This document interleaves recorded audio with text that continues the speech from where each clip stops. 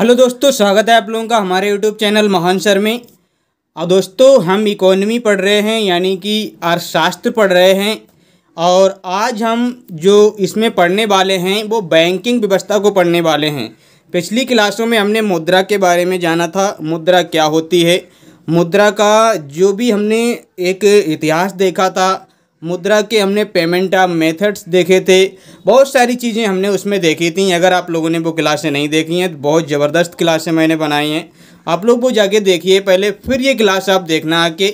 और आज हम इसमें बैंकिंग व्यवस्था को पढ़ेंगे, पूरा बैंकिंग सिस्टम को समझेंगे, कैसे क्या बैंकिंग का जन्म हुआ भारत में, और पहला बैंक जो खोला गया था वो कहाँ खोला गया था, ये सारी चीज़ें हम देखेंगे। लेकिन इससे पहले मैं आप लोगों को बता देता हूँ कि हमारी जो पिछली क्लासें चल रही हैं उनके बारे में आप जान लीजिए।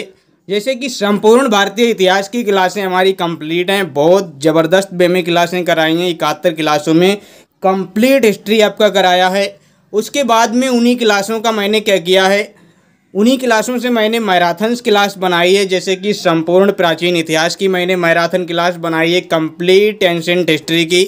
और उसके बाद भी मैंने मध्यकालीन, संपूर्ण मध्यकालीन इतिहास की मैराथन क्लास बनाई है, कंप्लीट मिडाइवल हिस्ट्री।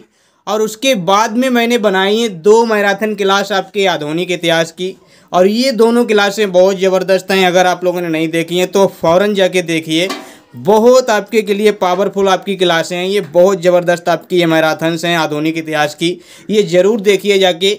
उसके बाद में संपूर्ण भारतीय भूगोल, ये तो क्लास, इसका मैं क्या ही बोलूँ, ये क्लास आप मिस मत करिएगा। संपूर्ण भारतीय जो आपका भूगोल है इनको ज़रूर देखिए जाके, ये दोनों क्लासें बहुत ज़बरदस्त क्लासें हैं। और अभी हाल ही में मैंने वर्ल्ड ज्योग्राफी पे बहुत ज़बरदस्त मैराथन क्लास बनाई है, जिसमें मैंने 7 महाद्वीप, उनसे संबंधित नदियाँ, उनके पहाड़, उनकी झीलें, उनके मरुस्थल, सारी चीज़ें कंप्लीट कराई हैं। महासागर भी उसमें हमने उनकी भी बात की है, और बहुत सारी चीज़ें इसमें हमने समेट के दी हैं। और ये आपका क्या है, संपूर्ण निचोड़ है अगर आप किसी भी एग्ज़ाम के लिए लेते हैं। जैसे कि मैंने यहाँ पे एग्ज़ाम के नाम भी लिख रखे हैं इन एग्ज़ाम के लिए, ये बहुत अच्छी आपकी क्लास है। और उसके बाद आपकी पॉलिटी की भी मैराथन क्लास आपकी बनी हुई है, और इसकी 38 क्लासें आपकी पॉलिटी की बनी हुई हैं, जिनमें 38 क्लासों में कंप्लीट पॉलिटी आपका फिनिश कराया गया है। बहुत ज़बरदस्त वे में आपका इसमें मैंने कराया है। अब हम आते हैं अपने टॉपिक पे। आज का जो टॉपिक है वो हमारा क्या है, बैंकिंग व्यवस्था के बारे में है। बैंकिंग को पढ़ेंगे, तो स्टार्ट करते हैं। देखिए, जो बैंक आपका टर्म है, यानी कि बैंक जो आपका शब्द है, इसका मतलब आपको पता होना चाहिए। जो बैंक शब्द है ये इटालियन भाषा का शब्द है। सबसे पहले तो आपको पता होना चाहिए, इटली की एक भाषा है, और इटालियन भाषा का आपका क्या है, ये वर्ड है, जिसका नाम था क्या, बेंच। बेंच शब्द से निकल के आपका क्या बना है, बैंक बना है। बेंच क्या, बैंक। अब इस शब्द का जो अर्थ होता है वो क्या होता है, ये जो आपका बेंच है यानी कि बैंक है, इसका अर्थ क्या है, इसका अर्थ है सरप्लस। क्या है सर, सरप्लस। सरप्लस का मतलब होता है अधिशेष। अधिशेष का मतलब होता है, अधिशेष अपने आप में एक बहुत बड़ा वर्ड है दोस्तों। सरप्लस अपने आप में एक बहुत बड़ा वर्ड होता है। इसका मीनिंग होता है कि हमारे पास जो भी हमारे लिए ज़रूरत है उससे कुछ शेष बचा रहना, वो आपका अधिशेष कहलाता है। जैसे आप आज जो भी खाते हैं, आपको खाने के लिए मान लिया 1 प्लेट आपको खाना चाहिए, लेकिन आपके पास कल के लिए भी, 1 महीने के लिए भी आपके पास क्या है, राशन बचा हुआ है, तो वो आपका क्या है, अधिशेष आपका कहलाएगा। ऐसे ही आपके आज 100 रुपये का खर्च है, तो आपके पास जो 100 रुपये हैं वो तो आपका अभी के लिए है, लेकिन आपके पास अगले दिनों के लिए, साल के लिए, महीनों के लिए जो भी रुपए बचे हुए रखे हैं, 10, 20, जो भी 1000 रुपये, वो आपके अधिशेष कहलाते हैं। तो ये सरप्लस आपका क्या है, इसका अर्थ होता है, बैंक का शब्द क्या है, सरप्लस। मतलब चीज़ों को सरप्लस के लिए बचा के रखना, एक तरीके से बैंक कहते हैं ये। अब बैंक में होता भी यही है। हम बैंक में क्यों जाते हैं, क्योंकि हम अपने फ्यूचर के लिए कुछ प्लान कर सकें, फ्यूचर के लिए शेष जमा राशि रख सकें, यही आपका बैंक का काम भी होता है। तो इसी का, इसका अर्थ ही होता है आपका सरप्लस। आपको समझ आया होगा सरप्लस क्या होता है। अधिशेष क्या होता है, यहाँ पे अधिकोष लिखा है, अधिकोष आपका अधिशेष भी होता है, अधिकोष भी होता है। अधिकोष मतलब जहाँ पे आप अधिक से अधिक धन जमा कर सकें, ऐसा आप समझ सकते हैं। यहाँ पे मैंने सरप्लस लिख दिया है, लेकिन आपको दोनों ही वर्डों का मतलब मतलब पता होगा। सरप्लस का मैंने यहाँ पे देखा नहीं कि यहाँ पे अधिशेष लिखा है कि अधिकोष लिखा है। अधिकोष मतलब आपके पास जो एक्स्ट्रा आपके पास फंड है वो आपका अधिकोष है। सरप्लस का मतलब क्या है, इसका भी वही मतलब है, जो आपके पास एक्स्ट्रा बचा हुआ है वो भी आपका क्या है, सरप्लस है। अब देखिए, ये तो हमने इसके मीनिंग की बात की है दोस्तों। अब हम समझते हैं जो बैंक व्यवस्था है, ये आपका क्या है, मैंने इमेज लगा रखा है बैंक किस तरह का होता है। हालांकि आप बैंक तो गए ही हैं, आप बैंक में जाते ही हैं, आपको पता ही है बैंक किस तरह का होता है। अब विश्व में जो आधुनिक बैंकिंग की शुरुआत है ना, विश्व में जो आधुनिक बैंक की शुरुआत है वो इटली से मानी जाती है। कहाँ से मानी जाती है दोस्तों? इटली से, क्योंकि इटली ने ये शब्द दिया है, तो इटली से ही इसकी क्या है, शुरुआत मानी जाती है। और इसमें बताया है कि 1157 में एक बैंक बना था इटली में। कौन सा बैंक बना था दोस्तों? Bank of Venice. कौन सा था? Bank of Venice. और ये ऐसा बैंक था, ये विश्व का पहला बैंक था। क्या था? ये विश्व का पहला आधुनिक बैंक था। विश्व में आधुनिक बैंकिंग की शुरुआत आपकी इटली ने की। 1157 में बैंक बना, बैंक ऑफ वेनिस, जो कि विश्व का पहला आधुनिक बैंक था। ठीक है सर। उसके बाद भारत में भी बैंक आपके खोले गए। तो भारत में खोला गया जो पहला बैंक है वो आपका क्या है, 1770 में खोला गया था, जिसका नाम था बैंक ऑफ हिंदुस्तान। क्या नाम था? बैंक ऑफ हिंदुस्तान, यानी हिंदुस्तान का बैंक, ये इसका नाम था। भारत में पहला बैंक कब खोला गया आपको पता होना चाहिए, आपका खोला गया था 1770 में। और 1770 वो साल है, 1770 वो साल है जिसमें बहुत ज़बरदस्त लेवल पे भारत में अकाल पड़ रहे थे। अगर हमने इंडियन हिस्ट्री को पढ़ा है तो 1770 के आसपास के बहुत आपके क्या है, अकाल पड़ रहे थे। 1773 में रेगुलेटिंग एक्ट वगैरह चीज़ें आती हैं, तो ये वो ईयर है। इससे आपको क्या है, ये याद रहेगा ऐसी चीज़ें कनेक्ट करने से। 1770 में क्या होता है, आपका बैंक ऑफ हिंदुस्तान खोला जाता है। और ये इटली के अलेक्जेंडर कंपनी के द्वारा खोला गया था। सर ये क्या मतलब हुआ? इटली के अलेक्जेंडर कंपनी के द्वारा खोला गया था। हाँ सर, यहाँ पे देखिए कंपनी का मैंने कोपनी लिख दिया है, तो मतलब टाइपिंग में भी कुछ भी कर देता हूँ मैं। क्या है यहाँ पे कंपनी, आप समझना क्या है, ब्रिटिश कंपनी थी एक, ब्रिटिश बोले तो इटली की कंपनी थी एक, अलेक्जेंडर कंपनी, उसके द्वारा इसको क्या है, खोला गया था। अब ये इटली के द्वारा क्यों खोला गया था? क्योंकि इटली जो था ना वो ब्रिटिश की सहायक कंपनी थी। ये जो अलेक्जेंडर कंपनी थी ये ब्रिटिश की सहायक कंपनी थी। तो ब्रिटिश ने क्या सोचा कि देखो इनके यहाँ तो बैंक है, चलो इनकी मदद से हम बैंक खोलते हैं, क्योंकि इनको सारे पैतरे पता हैं, सारे टेक्निक्स पता है बैंक के। तो ब्रिटिश ने क्या किया, इनकी मदद से यानी कि अलेक्जेंडर कंपनी की मदद से भारत में बैंक खोला और नाम दिया हिंदुस्तान। क्या दिया? Bank of Hindustan. ठीक है सर, ये तो अच्छी बात है। फिर अंग्रेजों ने भी भारत में बैंक खोले थे। अंग्रेजों द्वारा भारत में खोले गए 3 बैंक। क्या? अंग्रेजों ने भारत में फिर 3 बैंक खोले। ये तो बैंक ऑफ हिंदुस्तान खोला ही खोला था, लेकिन उसके बाद आपके क्या है, ये मतलब उस लेवल पे काम थोड़ा ना कर रहा था जिस लेवल पे आज बैंकिंग व्यवस्था काम कर रही है। उसके बाद में क्या है, इसके बाद में 3 आपके क्या हैं और आपके बैंक खोले गए। तो सबसे पहले आपका क्या खोला गया था? 1806 में बैंक ऑफ कलकत्ता खोला गया। क्या खोला गया था? Bank of Calcutta. Bank of Calcutta खोला गया और इसको क्या किया गया, 1809 में इसका नाम कर दिया गया था बैंक ऑफ बंगाल। तो ये आप याद रखना, आपको ये वाले याद रखने हैं। कौन से? ये जो 3 बैंक हैं ये आपको याद रखने हैं। 1809 में, 1840 में, 1843 में। लेकिन ये भी आपको बोलना नहीं है 1806 में बैंक ऑफ कलकत्ता। अगर आपसे पूछा जाए बैंक ऑफ बंगाल कब खोला गया था, अगर डेट आपको 1806 दी हो और 9 वाला ऑप्शन ही ना दिया हो 1809 वाला, तो आप 1806 भी लगाएंगे, क्योंकि ये जो बैंक ऑफ बंगाल है ना वो इसी का ही आपका नाम चेंज करके रख दिया गया था। बैंक ऑफ कलकत्ता की जगह बैंक ऑफ बंगाल उसको 1809 में बोलने लगे थे। तो ठीक है, अब ये 3 बैंक खोले गए। आपका बैंक ऑफ बंगाल जो कि 1809 में खोला गया, बैंक ऑफ बॉम्बे जो कि 1840 में खोला गया, बैंक ऑफ मद्रास जो कि 1843 में खोला गया। ये 3 बैंक आपके खोले गए थे अंग्रेजों के द्वारा भारत में। अब इनका सबसे बड़ा मालूम क्या है दोस्तों, इनको प्रेसिडेंसी बैंक कहा गया है। क्या बोला गया था? Presidency bank. सर ये प्रेसिडेंसी बैंक क्या होता है? क्या कोई एक अलग टेक्निक होती है?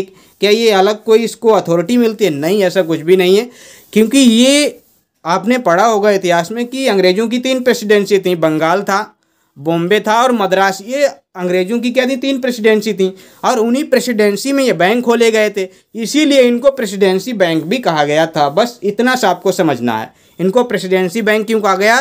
क्योंकि बंगाल आपका बहुत बड़ा प्रेसिडेंसी था आपका अंग्रेज़ों के लिए, बॉम्बे भी एक बहुत बड़ा आपका प्रेसिडेंसी था, और मद्रास भी इनके लिए एक प्रेसिडेंसी थी। 3 प्रेसिडेंसी आपकी थी अंग्रेज़ों की। तो वहाँ पे तीनों में आपके क्या खोले गए थे? ये बैंक खोले गए थे। अब मैं इसको याद कैसे रखता हूँ? देखो, प्रेसिडेंसी तो आपको पता है, बीएमबी बोले तो बंगाल बॉम्बे आपका मद्रास, ये आपका बीएमबी में आ जाता है। अब इसको याद कैसे रखेंगे कि इसकी डेट कैसे याद रखें? तो देखिए 1840, 1809, 1840, 1843 कैसे याद रखेंगे? कि मैं रात को क्या करता हूँ, 9 बजे से लेके 9:43, 9:40 तक क्या करता हूँ, सो जाता हूँ। तो 9:40, 43 तक क्या है, मैं सो जाता हूँ। तो 1800 आपको याद रखना है, और 9:40, 43 आपका क्या है, याद रखना है। 9:40, 43 आपको याद रखना है। तो आपका क्या है, बंगाल बॉम्बे मद्रास आपको इस तरह से याद हो जाएगा। अब आगे बढ़ते हैं, और ये देखिए आपने मैंने छोटी सी इमेज आपकी लगा रखी है, क्या है, history of bank in India. इसको समझते हैं, इसको बड़े में देखते हैं। ये देखिए क्या लिखा है, history of bank in India, history of banking in India. अब ये देखिए बंगाल आपका है, क्या है आपका, बैंक ऑफ बंगाल है। ये आपका क्या है, बैंक ऑफ मद्रास। यहाँ पे मतलब ये बैंक नहीं है, ये मतलब बंगाल का आपका क्या है, एक इमेज है। ये आपका मद्रास का इमेज है, ये आपका क्या है, ये बॉम्बे का इमेज है। तो इन 3 बैंकों को क्या है, इस्टेब्लिश किया गया था। बाद में आपने इस इमेज के ही द्वारा आप देख लीजिए, इन तीनों बैंकों को क्या है, एरो आप देखिए, ये एरो आपका कहाँ जा रहा है। इन तीनों बैंकों को मिला के आपका एक बैंक बनाया गया था, इंपीरियल बैंक ऑफ इंडिया। क्या बनाया था, इंपीरियल बैंक ऑफ इंडिया। साम्राज्य बैंक मतलब भारत का साम्राज्य बैंक, क्या है, भारत का साम्राज्य bank, imperial bank of India इनको बनाया गया था। अब देखते हैं इंपीरियल बैंक ऑफ इंडिया जो बना था वो कैसे बना था। देखिए क्या लिखा है यहाँ पे, तीनों प्रेसिडेंसी बैंक को मिला के, जो प्रेसिडेंसी थी तीनों हमारी, उन तीनों को आपका क्या किया गया, मिलाया गया, और तीनों को मिला के क्या किया गया दोस्तों, उनको क्या बना दिया गया, उनको बना दिया गया आपका इंपीरियल बैंक ऑफ इंडिया। क्या बना दिया गया, imperial bank of India.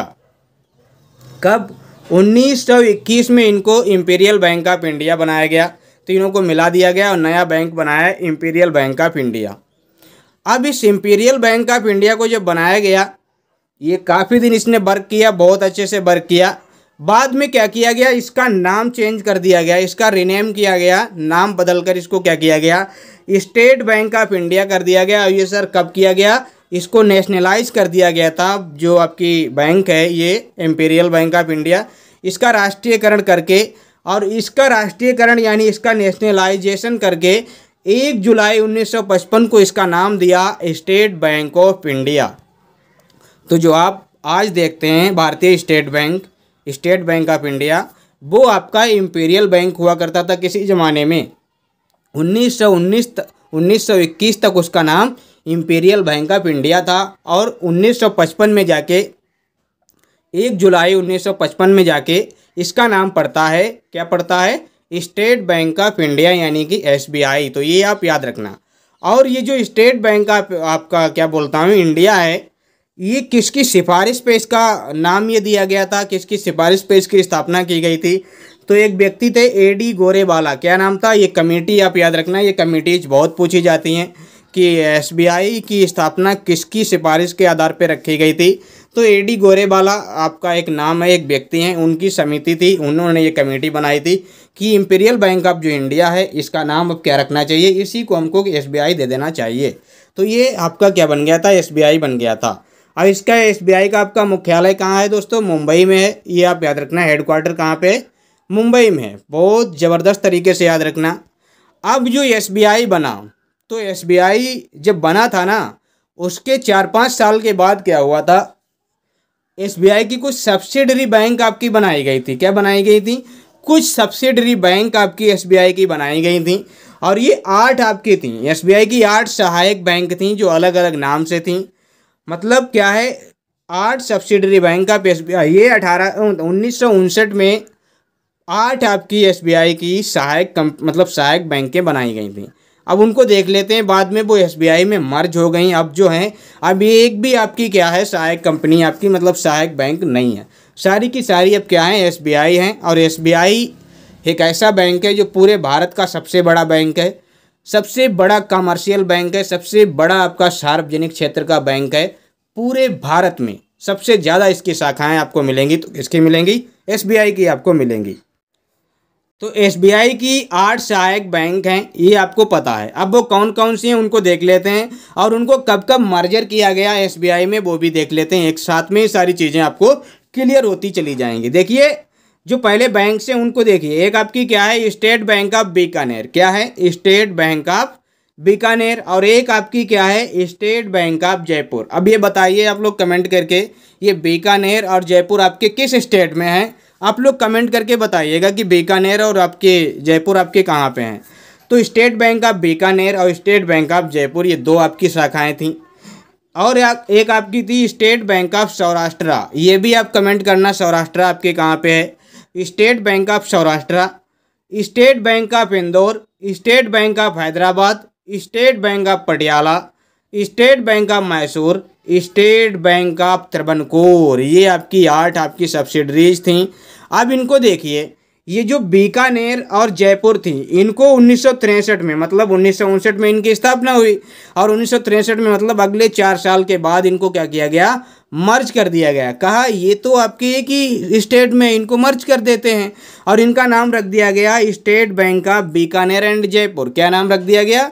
State Bank of Bikaner and Jaipur इनको बनाया गया, नाम रखा गया। ठीक है सर, समझ आ गया। अब देखिए अगला, देखिए स्टेट बैंक ऑफ सौराष्ट्र, इसको 2008 में क्या किया गया? मर्ज कर दिया गया एसबीआई में। मर्ज माने होता है दोस्तों मिला देना। क्या होता है? मिला देना। देखिए अगर जहाँ पे मैं इंग्लिश का वर्ड यूज कर रहा हूँ वो इसलिए यूज कर रहा हूँ क्योंकि वो वर्ड वहाँ पे अच्छा लग रहा है, इसलिए मैं वहाँ पे इसका यूज कर रहा हूँ। तो 2008 में इसको एसबीआई में क्या कर दिया गया? मर्ज इन एसबीआई। एसबीआई में इसको मर्ज कर दिया गया। फिर state Bank of Indore, Indore आपका कहाँ पे? एमपी में है। सौराष्ट्र आपका कहाँ पे है? आपका गुजरात का क्षेत्र है, गुजरात में है। तो इंदौर को 2010 में इसको क्या किया गया? एसबीआई में मर्ज कर दिया गया। क्या कर दिया गया? एसबीआई में मर्ज कर दिया गया आपका 2010 में। ये एसबीआई का क्या है? लोगो मैंने लगा रखा ताकि थोड़ा अच्छा लगे यहाँ पे। फिर अब देखते हैं Hyderabad, state Bank of Hyderabad, state Bank of Patiala, state Bank of Mysore और स्टेट बैंक ऑफ त्रावणकोर। इनको आप देखिए, इनको कैसे देखिए? इनको आप इस तरह से देखिए, 1 अप्रैल 2017 को इन चारों बैंकों का मर्जर कर दिया गया। इन चारों बैंकों का मर्जर कर दिया गया कहाँ पे? एसबीआई में। और ये भी आपको इधर कुछ दिख रहा है सर, ये क्या है? फिर ये आपने क्या लिखा है? इनका भी स्टेट बैंक ऑफ जो बीकानेर था और वो जयपुर था, इनका भी मर्जर आपका 1 अप्रैल 2017 को एसबीआई में कर दिया गया। तो ये भी इनमें मिल गए, और आपके ये चारों बैंक भी मिल गए। तो आपको समझ, और एक बैंक और भारतीय महिला बैंक आपका बनाया गया था। क्या है? भारतीय महिला बैंक। तो भारतीय महिला बैंक एक था, इसको भी आपका एसबीआई में मर्ज कर दिया गया। यानी कि ये जो 8 सब्सिडरीज हैं, 1 अप्रैल 2017 तक क्या हुआ? इनका सारी की सारी सब्सिडरीज, यानी सारी की सारी जो सब्सिडरी बैंक थी, सहायक बैंक थी, अब वो एसबीआई में मर्ज हो चुकी हैं। और अब कोई भी एसबीआई की सहायक बैंक नहीं है। सिर्फ और सिर्फ जहाँ पे स्टेट बैंक ऑफ पटियाला लिखा था, अब वहाँ पे स्टेट बैंक ऑफ इंडिया लिखा है। जहाँ पे स्टेट बैंक ऑफ बीकानेर लिखा था, वहाँ पे स्टेट बैंक ऑफ इंडिया ही लिखा है। तो ऐसे आप समझिए। और जहाँ पे भारतीय महिला बैंक लिखा था ना, वो भी अब आप क्या है? भारतीय स्टेट बैंक हो गया है, ना कि भारतीय महिला बैंक। तो ये आप याद रखना। बहुत अच्छे से समझ आया होगा, जहाँ तक मेरी आपकी क्या है एक्सपेक्टेशन है, आपको सही से समझ आया होगा। अब आगे बढ़ते हैं दोस्तों। आगे आ गए? हाँ बिल्कुल आगे आ गए। तो अभी हमने क्या देखा? ये हमने देख लिया पूरा का पूरा एसबीआई जो इंपीरियल बैंक से आपका बना था। अब देखते हैं 24 अप्रैल। देखिए पहली बैंक हमने कब देखी? पहली बैंक हमारे भारत में कब खोली गई? 1770 में। फिर हमारी 1809 में, 1840 में, 1843 में 3 बैंक खोली गई। फिर 1921 में उनको क्या किया गया? मर्ज किया गया और इंपीरियल बैंक बनाया। इंपीरियल बैंक को 1 जुलाई 1900 आपका कितना 55 को स्टेट बैंक ऑफ इंडिया बना दिया गया, और उसका मैंने पूरा डाटा आपको पढ़ा दिया है। अब जब हमारी 1843-44 में मतलब जो भी बैंकें खोली गई थी, 3 जो प्रेसिडेंसी बैंक खोले गए थे, अब हम वहाँ से इसको क्या है कंटिन्यू करते हैं। सर कहाँ से? मतलब सर कहाँ से कंटिन्यू करोगे? अब ये समझिए कि हम यहाँ से अभी कंटिन्यू कर रहे हैं। ये जो बीच में एसबीआई था, क्योंकि इनको मिला के बनाया गया तो इसलिए मुझे वो पढ़ाना पड़ा, और वो आपके लिए बहुत बेनिफिशियल भी है। अब देखिए, जो प्रेसिडेंसी बैंक आपकी बनी थी, उनके बाद 1865 में 24 अप्रैल 1865 में पहला गैर प्रेसिडेंसी बैंक बनाया गया। सर, गैर प्रेसिडेंसी बैंक मतलब जो 3 बैंक आपके थे ना, प्रेसिडेंसी बैंक थे बंगाल, बॉम्बे, मद्रास। अब एक ऐसा बैंक बनाया गया था जो कि किसी भी प्रेसिडेंसी में नहीं था। क्या था वो? प्रेसिडेंसी में नहीं था, मतलब था तो वो कहीं ना कहीं था, अंग्रेजों के आपके उस टाइम पे पीरियड में ही था, लेकिन उसको गैर प्रेसिडेंसी बैंक बोला गया था, उसको प्रेसिडेंसी बैंक नहीं बोला गया था। और वो बैंक था आपका इलाहाबाद बैंक। अब ये जो इलाहाबाद बैंक है, आपको लगता होगा ये इलाहाबाद बैंक है, तो ये इलाहाबाद में ही होगा और इसका मुख्यालय भी इलाहाबाद में होगा, लेकिन इसका जो हेडक्वार्टर था दोस्तों वो कोलकाता में है। कहाँ पे? कोलकाता में इलाहाबाद बैंक खोला गया था। तो वो पहला बैंक आपका कौन सा है जो गैर प्रेसिडेंसी बैंक है? वो इलाहाबाद बैंक है। और ये जो बैंक है 1865 में आपका क्या है, खोला गया था 24 अप्रैल 1865। इलाहाबाद बैंक, हेडक्वार्टर कोलकाता में इसका। कहाँ पे? कोलकाता में इसका हेडक्वार्टर है। उसके बाद 1881 में एक अवध कमर्शियल बैंक खोला गया। क्या? अवध कमर्शियल बैंक आपका खोला गया। और अवध कमर्शियल बैंक जो है, इसका जो हेडक्वार्टर है वो आपका कहाँ पे? फैजाबाद में। इसका जो मुख्यालय है वो कहाँ पे? फैजाबाद में है। और ये जो अवध कमर्शियल बैंक था ना दोस्तों, जो 1881 में खोला गया था, ये ऐसा पहला बैंक था, ये पहला ऐसा बैंक था जिसका प्रबंधन कार्य भारतीयों द्वारा किया जा रहा था। सर, समझ में नहीं आया, क्या कह रहे हैं आप? ये ऐसा पहला बैंक था जो भारतीयों के द्वारा संचालित किया जा रहा था। इसमें पूरा का पूरा जो मैनेजमेंट था, मतलब पूरा का पूरा नहीं कह सकता हूँ, लेकिन जो मैनेजमेंट कर रहे थे, जो संचालन कार्य कर रहे थे, वो भारतीय लोग कर रहे थे, इंडियन लोग कर रहे थे। ये आपको समझ जाना चाहिए। पहला ऐसा बैंक था जिसमें भारतीयों की भागीदारी थी, भारतीय इसको चला रहे थे, भारतीय मैनेज कर रहे थे। ये आपका अवध कमर्शियल बैंक था जो कि फैजाबाद में इसका हेडक्वार्टर है। हेडक्वार्टर आपको बिल्कुल नहीं भूलना है, जैसे कि ये इलाहाबाद का तो बिल्कुल नहीं भूलना है, क्योंकि इलाहाबाद आप बिल्कुल कंफ्यूज हो जाएंगे अगर आपको नहीं पता है, और इसका फैजाबाद का भी आपका कंफ्यूज कर ही जाएंगे, अवध कमर्शियल का। उसके बाद 1894 में देखिए, पंजाब नेशनल बैंक यानी कि पीएनबी, जो आज आप देखते हैं ना पंजाब नेशनल बैंक, पीएनबी की जो स्थापना है ना, वो आपकी की गई थी 1894 में। और ये पहला बैंक था जो पूरी तरह यानी कि कंप्लीटली, क्या लिखा है? पूरी तरह भारतीयों द्वारा संचालित, पूरी तरह भारतीयों द्वारा संचालित, पूरी तरह भारतीय इसको मैनेज कर रहे हैं, पूरी तरह भारतीय इसका प्रबंधन कर रहे हैं, पूरी तरह। ये जो अवध कमर्शियल था, ये पहला बैंक था जो भारतीय संचालित कर रहे थे। लेकिन जो पंजाब नेशनल बैंक है, ये पहला ऐसा बैंक था जिसको पूरी तरह भारतीय मैनेज कर रहे थे, एक भी इसमें अंग्रेज का कोई भी हाथ नहीं था। और इसका जो स्थापना हुआ था ना, वो 1894 में हुआ था। और स्थापना के समय जो इसका हेडक्वार्टर था वो लाहौर था। कहाँ पे था? लाहौर था इसका स्थापना के समय। और जो आज वर्तमान में जो इसका हेडक्वार्टर है वो नई दिल्ली में है। कहाँ पे? नई दिल्ली में आज इसका हेडक्वार्टर है, इसको आप याद रखना। और मैं इनकी ट्रिक्स भी बताऊंगा कि हेडक्वार्टर को कैसे याद आप रख सकते हैं, किस बैंक का कैसे आप याद रखेंगे, मैं आपको इसी क्लास में बताऊंगा इनकी ट्रिक्स।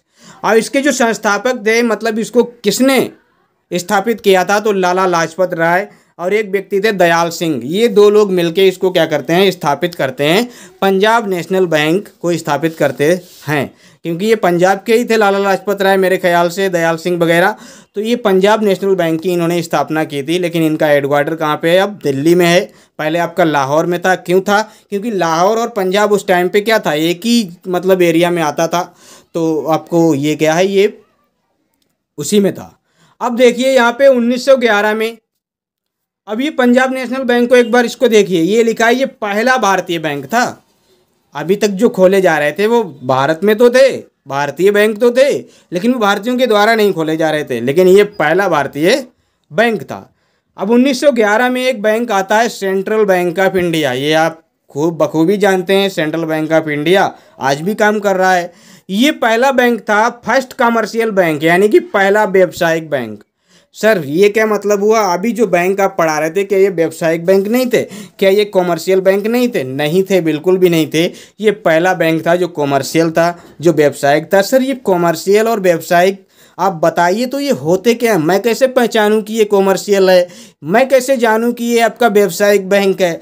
तो बने रहिए हमारी क्लास में। जो नेक्स्ट क्लास आएगी ना, वो हम इसी पे बेस्ड होगी, जिसमें टाइप्स ऑफ बैंक आपको मैं समझाऊंगा कि कितने प्रकार के बैंक होते हैं, कॉमर्शियल बैंक क्या होता है, प्राइवेट बैंक क्या होता है, गवर्नमेंट बैंक क्या होता है, ये सारी चीज़ें मैं आपको क्या है, कोऑपरेटिव बैंक क्या होता है, ये सारी बातें अगली क्लास में करेंगे। तो अभी के लिए आप बैंक का इतिहास समझिए पूरी तरह से। ये क्या था, भारतीयों द्वारा स्थापित और भारतीयों द्वारा ही आपका क्या था, संचालित था। तो Hooli founded and managed by Indians, क्या लिखा है, Hooli completely founded by Indians and managed by Indians. अब ये जो बैंक था, इसका जो मुख्यालय वो आपका कहाँ पे, मुंबई में है। कहाँ पे सर, मुंबई में आपका है इसका मुख्यालय। अब इसको स्वदेशी बैंक कहा गया था। क्या कहा गया था, इसको स्वदेशी बैंक कहा गया था। ये आप याद रखना, स्वदेशी बैंक इसको कहा गया है। उसके बाद में 1935 में आपको पता ही है आरबीआई की स्थापना होती है। सर आरबीआई में सिर्फ आपने इतना ही लिखा कि आरबीआई की स्थापना 1935 में 1 अप्रैल 1935 को होती है। बस इतना ही आप अभी समझिए, क्योंकि आरबीआई को हम अलग से पढ़ने वाले हैं। आरबीआई की एक अलग ही आपकी क्लास रहेगी, जिसमें पूरा आरबीआई का किस कमेटी के थ्रू हुआ था, पूरा का पूरा एक्ट, पूरी की पूरी बातें आपको समझाएंगे। क्या इसका पहले नाम था, सारी बातें इसकी समझेंगे। तो अभी के लिए आप समझिए, क्रम में आपको समझा रहा हूँ। 1911, 1935, फिर आपका 1946 में एक और बैंक की स्थापना होती है, बैंक ऑफ इंडिया। क्या नाम है, बैंक ऑफ इंडिया। और ये पहला बैंक था जिसने अपनी शाखाएं भारत के बाहर खोली थी, मतलब विदेशों में भी इसकी शाखाएं खोली गई थी। ये पहला ऐसा बैंक था। इसकी स्थापना लंदन में की गई थी और इसका हेडक्वार्टर मुंबई में है। स्थापना कहाँ हुई, लंदन में, हेडक्वार्टर मुंबई में है। तो ये ऐसे फैक्ट आप जरूर याद रखना, जिनका थोड़ा बहुत टर्म थोड़ा इधर से उधर है, उनको तो ज़रूर याद रखना। और याद रखने के लिए बस यही है कि आप रिवाइज करिए बहुत बेस्ट तरीके से। कंटेंट बहुत ज़बरदस्त है, आपको रिवाइज करना ही पड़ेगा। अब देखिए, बैंकों का राष्ट्रीयकरण। अब हम पढ़ेंगे बैंकों का राष्ट्रीयकरण। ये तो हमने देख लिया। अब हम बैंकों का राष्ट्रीयकरण पढ़ते हैं, क्योंकि ये जो बैंक्स खोली गई हैं आज के दिन में, आज के दौरान, आज के टाइम पे जो आपको बैंक मिल रही हैं, तो उनमें आपको प्राइवेट बैंक भी आपको देखने को मिल रही हैं और आपको सरकारी बैंक भी देखने को आपको मिल रही हैं। तो जो राष्ट्रीयकरण जिन बैंकों का हुआ है वो आपकी क्या है, सरकारी बैंक हैं, और जिनका राष्ट्रीयकरण नहीं हुआ है वो आपकी क्या है, प्राइवेट बैंक हैं। या आप उल्टा इसका कह लीजिए कि जो प्राइवेट बैंक हैं वो आपकी क्या है, राष्ट्रीयकृत बैंक नहीं होती हैं। और ये राष्ट्रीयकृत क्या होता है, इसको मैं अभी आपको समझा ही देता हूँ। देखिए, सबसे पहले क्या है यहाँ पे, बैंकों का राष्ट्रीयकरण यानी कि नेशनलाइजेशन ऑफ बैंक। इसको समझिए, ये टर्म आप समझिए। प्राइवेट एंटिटी कोई होती है, अगर कोई प्राइवेट संस्था है, कोई प्राइवेट आपकी एंटिटी है, प्राइवेट कोई भी चीज़ है, चाहे वो बैंक हो, फैक्ट्री हो, कंपनी हो, कुछ भी हो, उसको अगर हम सरकारी बना देते हैं तो उसको क्या कहेंगे, ये नेशनलाइज हो गई, ये इसको नेशनलाइज कर दिया गया, इसका राष्ट्रीयकरण कर दिया गया है। किसी भी प्राइवेट इंस्टीट्यूट का, किसी भी प्राइवेट एंटिटी का, किसी भी प्राइवेट संस्था का, किसी भी प्राइवेट बैंक का अगर हम उसको गवर्नमेंट एंटिटी बना देते हैं, गवर्नमेंट संस्था बना देते हैं, गवर्नमेंट बैंक बना देते हैं, तो वो घटना क्या कहलाती है, वो घटना आपकी राष्ट्रीयकरण कहलाती है। बस आपको ये याद रखना है। अब सर हम कैसे समझें कि ये प्राइवेट है, ये आपकी सरकारी है? तो समझिए, जैसे कि कोई भी बैंक आपका बनता है, क्या बनता है, कोई भी बैंक आपका बनता है। अब कोई बैंक हो या कंपनी हो या फैक्ट्री हो, कुछ भी हो, कोई भी संस्था हो, देखिए मैं आपको समझाता हूँ। मान लिया उसमें 100% में से, 100% का मतलब है जितना उसमें क्या है, कैपिटल लगा है, जितना उसमें पैसा लगा है, अगर उसमें 51% आपका क्या है, प्राइवेट हो, क्या हो, 51% जो पैसा लगाया है या 51% से ज़्यादा का पैसा लगाया है, वो किसी भी प्राइवेट व्यक्ति का लगाया हो, किसी भी निजी संस्था का लगा हो, किसी भी निजी व्यक्ति ने लगाया हो, चाहे 51% या 51% से ज़्यादा, तो वो संस्था आपकी क्या कहलाएगी, प्राइवेट संस्था कहलाएगी। मान लिया सर कैसे, एक कोई हम क्या है, मान लिया एक बैंक यहाँ पे खोल रहे हैं और यहाँ पे मान लिया 100 करोड़ आपके रुपए लगेंगे, 100 करोड़ रुपए लगेंगे। तो मान लिया अब सरकार इसमें दे रही है, मान लिया सरकार ने कहा चलो 40 करोड़ हम दे देते हैं, और एक किसी व्यक्ति को ले लिया, कहा आप 60 करोड़ आप इसमें लगाइए। और बैंक आपके ही नाम पे रहेगा, आप जैसे चाहे उसको मैनेज करेंगे, बस हमारा प्रॉफिट हमारे हिसाब से हो जाएगा, शेयर हो जाएगा, लेकिन ये बैंक आपका ही रहेगा, प्राइवेट इसको कहेंगे। तो अगर 60% आपकी कैपिटल प्राइवेट व्यक्ति की लगी है, 50% से अधिक होनी चाहिए, 51% या उससे ज़्यादा, वो कितनी भी हो सकती है। मान लिया कि हमने यहाँ पे 40 और 60 का आंकड़ा लिया, अब आप इस तरह से ले सकते हैं, मान लिया 49% आपका सरकारी लगा हुआ है और आपका 51% आपका क्या है, आपका प्राइवेट लगा हुआ, तो ये आपकी संस्था, ये कंपनी, ये बैंक आपका प्राइवेट कहलाएगा। आपको समझ आ गया हो गया, जिसमें 51% भागीदारी आपकी जिसकी भी होगी, अगर प्राइवेट व्यक्ति की होगी तो वो संस्था प्राइवेट कहलाएगी, अगर 51% हिस्सेदारी गवर्नमेंट की होगी तो वो सरकारी कहलाएगी, यानी नेशनलाइज कहलाएगी। यहाँ पे देखिए, यहाँ पे 100% में से 51% या उससे ज़्यादा अधिक की भागीदारी अगर सरकार की है तो वो संस्था आपकी क्या कहलाएगी, सरकारी कहलाएगी। बस इतना समझना है इस नेशनलाइज के कॉन्सेप्ट को, ठीक है, समझ आ गया। अब भारत में जो नेशनलाइजेशन किया गया है, अभी हमने एसबीआई का नेशनलाइजेशन भी देखा था ना, लेकिन उस घटना को नेशनलाइजेशन तो कहेंगे, लेकिन वो किसी एक्ट के थ्रू नहीं हुई थी, वो किसी एक्ट के थ्रू थोड़ा ना हुई थी। अब जो हम देखेंगे नेशनलाइज, वो आपको अगर पूछा जाए कि क्या एसबीआई एक नेशनलाइज्ड बैंक है, तो आपको जवाब देना है कि वो नेशनलाइज्ड बैंक नहीं है, लेकिन वो सरकारी बैंक है। क्या है, वो सरकारी बैंक तो है, लेकिन वो नेशनलाइज्ड बैंक नहीं है, ये आपको याद रखना है। जो नेशनलाइज्ड बैंक है वो आपकी ये वाली हैं जो अभी मैं पढ़ाने वाला हूँ। क्या है, 2 चरणों में इनका क्या किया गया, नेशनलाइजेशन किया गया, राष्ट्रीयकरण 2 फेजेस में किया गया, 2 चरणों में किया गया। एक आपका 19 जुलाई 1969 को किया गया, एक आपका 15 अप्रैल 1980 को किया गया। 2 बार इनका नेशनलाइज हुआ बैंकों का, और दोनों बार आप देखिए समझिए क्या है। पहली बार में जो नेशनलाइजेशन किया गया, 14 बैंकों का नेशनलाइजेशन किया गया था, 14 बैंकें थी, और वो ऐसी बैंकें थी 14 जिनकी न्यूनतम पूंजी कम से कम 50 करोड़ तो थी ही थी, अधिकतम आपकी कितनी भी हो, लेकिन 50 करोड़ से कम नहीं होनी चाहिए थी। उनका क्या किया गया था, नेशनलाइजेशन किया गया था, उनको प्राइवेट से सरकारी बना दिया गया था। तो वो 14 बैंकें थीं, और बाद में 15 अप्रैल 1980 को 6 बैंकों का फिर से आपका क्या किया गया, नेशनलाइजेशन किया गया। इनमें क्या किया गया, इनकी जो न्यूनतम पूंजी थी वो 200 करोड़ रखी गई थी। जिन बैंकों की कम से कम 200 करोड़ की कैपिटल है, उनको क्या किया गया था, नेशनलाइज कर दिया गया था। अब जब ये 2 बार नेशनलाइज हुआ तो ये आपकी 6 बैंकें और ये आपकी 14 बैंकें मिलके कितनी आपकी नेशनलाइज बैंक हो गई थी, 20 आपकी बैंक हो गई थी। ठीक है, आपको पता चल गया, 20 हो गई थी।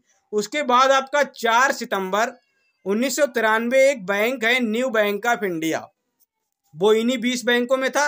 ये जो 20 बैंक हैं, इन्हीं 20 बैंकों में एक बैंक था न्यू बैंक ऑफ इंडिया, और इसको पंजाब नेशनल बैंक में मिला दिया गया। कब, 1993 में। जब इसको मिला दिया गया तो ये जो 20 बैंकें थी, अब इनकी संख्या कितनी रह गई, 19 बैंकें रह गई थी। अब 19 नेशनलाइज्ड बैंक रह गई थी, यानी कि 19 आपकी क्या है, राष्ट्रीयकृत बैंकें रह गई थी।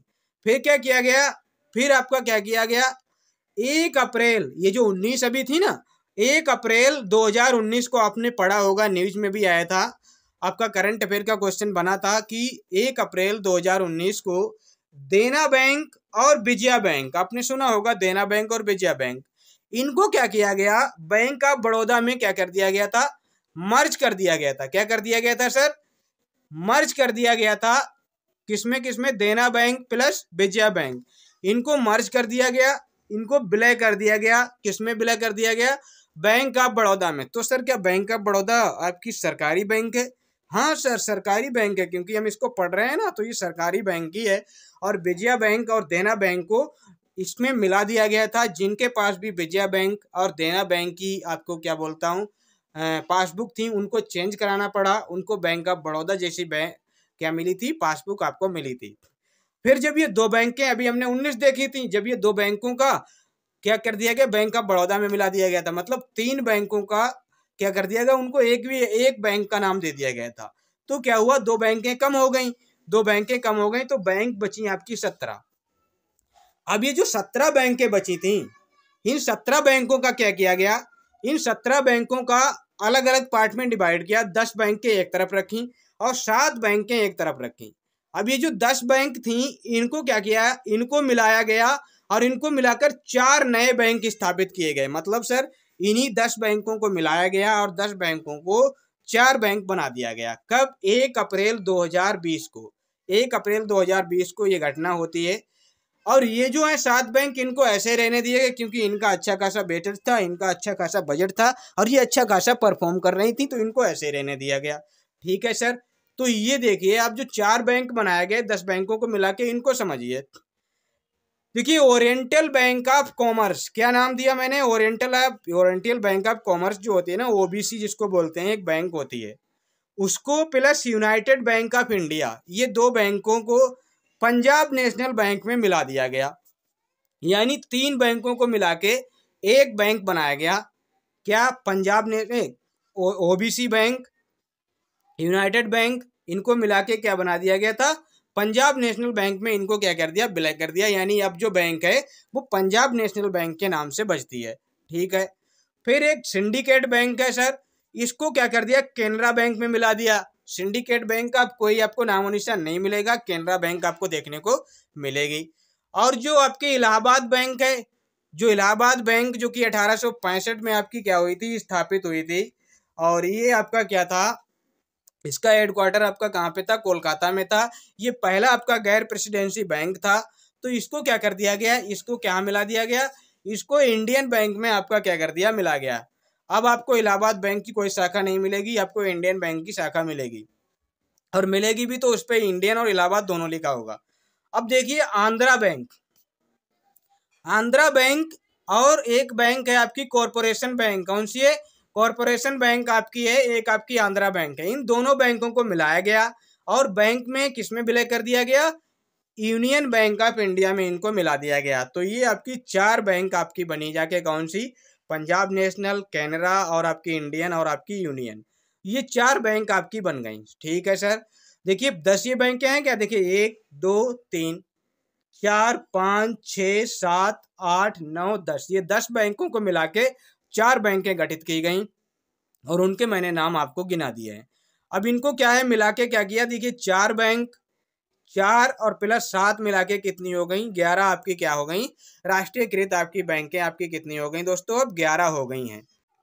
अब जो आपकी बैंकें हो गई हैं वो 11 हो गई हैं।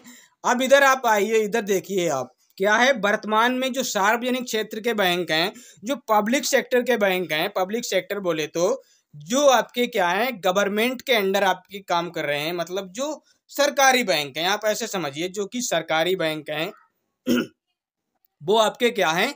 वो आपके क्या हैं? आपके 12 बैंक हैं। कितने बैंक हैं दोस्तों? कितने सरकारी बैंक हैं? आपके 12 सरकारी बैंक हैं। 12 आपके क्या हैं? सरकारी बैंक हैं।